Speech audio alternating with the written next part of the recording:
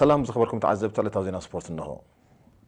فدرشن كوستا غري زوا ماكل بسنبر 6 مغابيت ابس خايده صوتات شامبيون كوستا غري سوبر ديفيجن اي زوا ماكل ابل على دانيا بدل فصيوم نزبلهم تጻوتن ገለ አባላት ክለባትን ማውጣት በይኑ كوميتا وددرن سنة سرعات فدرشن كوستا غري زوا ماكل دحرت ناي سنبت صوتات زكايدو اخيبان غمغمن يو از صعب وسانه زوسده بز مسرت تጻوتاي غانتا ገጀረት ዳንኤል ተስፋ ማርያም ዳኛ በምድፉ በመጽራፉም መሰረት መምረህን ሕጋጋትን ጾታ ኮስታ ግሪ ኤርትራ አንቀጽ 13 ሓደ 4 ካብሶኒ 7 መጋቢት 2016 ጅምር ን3 ዓመታት ጾታ ኮስታ ግሪ ታጊድሎ ተጻውታይ ቀያሕ ባህሪ ዳንኤል ሲዩም ንውሳነ ዳኛ በመቋሙን ዳኛ ንምህራን በመህንዳዱን በአንቀጽ 13 ሓደ 2 ካብ 7 መጋቢት 2016 ጅምር ን3 አዋርሕ ካብ ጾታ ኮስታ ግሪ ከለው ሲኑሎ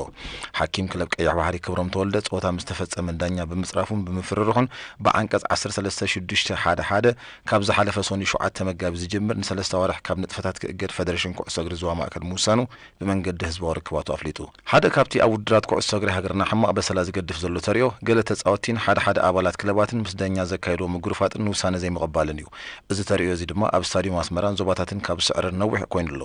ገለ ተጻወቲን ጋንታታትን ውሳነ ዳኛ ከም ዘይመቀባል ሓሊፎም ንዳኛ ምራቅ ምጥፋ አጽያፍ ጸርፍ ምጽራፍ ምግባዕ ካብ ሓሊፉን ክሳብ ምህራም ዝበጽሕ ተሪዮታት ልሙድ ሴናሪዮ እናኾነ መጻሎ እዚ ካብ ስነ ምግባር ስፖርት ወጻ ዝኾነ ተደጋጋሚ ፍጻመ እዋና ፎሲ ሓታሎ ፌደሬሽናት ነዚ ንምፍዋስ ኣብ ልዕሊ በደለኛታት መቅጻዕቲ ክብይን ጸኒሑናሎን ብዙሓት ወገናት ግን እቲ ውሳነ ኣራሙ ከም ዘይኮነ ሰማምዑ በዚ ድማ እዚ ንደያኑ ዘሸቅሩ ዘሎ ፍጻመ ንኽፍወስ ተጻወቲ ዘይዳግም መቅጻዕቲ ክለባት ድማ ተጻወተን ክገንሓ መጠንቀቕታ ክወስዳ ብዙሓት ተዓዘብቲ ይጠልቡ